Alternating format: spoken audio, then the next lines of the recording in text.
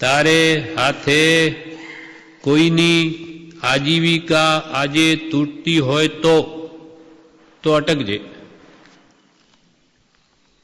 તારે હાથે કોઈની આજીવિકા આજે તૂટવાની હોય તો લીટી મૂકી. હવે એના વિવેચનમાં કહે છે, આજીવિકા એ પહેલી જરૂરની વસ્તુ છે. આપણાથી કોઈની આજીવિકા તૂટે, ત્યાં જેની આજીવિકા તૂટી જેને એક જ આધાર હોય તેને આર્ત ધ્યાન થાય છે. ખાવાનું પણ ન મળે તો એને આર્ત ધ્યાન થાય છે. અને જેના હાથે તૂટી તેના પ્રત્યે તેને વેરભાવ થાય. તે વેરભાવ પણ રાખે કે મારી આજીવિકા એને તોડવાની ઈચ્છા કરનારના પરિણામ પણ નિર્દય હોય છે.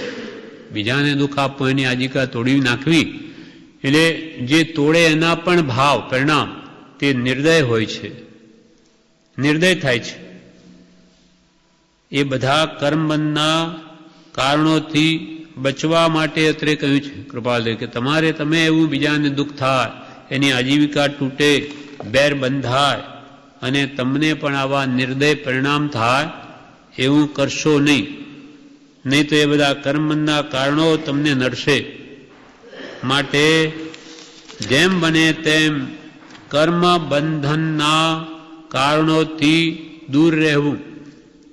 એવા પ્રસંગે શું કરવું તે તો દરેકે પોતપોતાનો માર્ગ વિચારીને તે રીતે કરવું. કે ભાઈ કેવું કામ કરી રહ્યો કયો છે. કોઈ પોતાનો જ માણસ હોય, ચોરી કરે તો એને દૂર પણ કરવો પડે. પછી ભાઈ કે એની આજીવિકા તૂટી જાય એટલે કેમ દૂર કરા, એમ નથી. એટલે જે કયો પ્રસંગ છે, કેવો છે, કેમ વર્તવું એ તમારે વિચાર કરવો. એવા પ્રસંગે શું કરવું તે તો દરેકે પોતપોતાનો માર્ગ વિચારીને તે રીતે કરવું.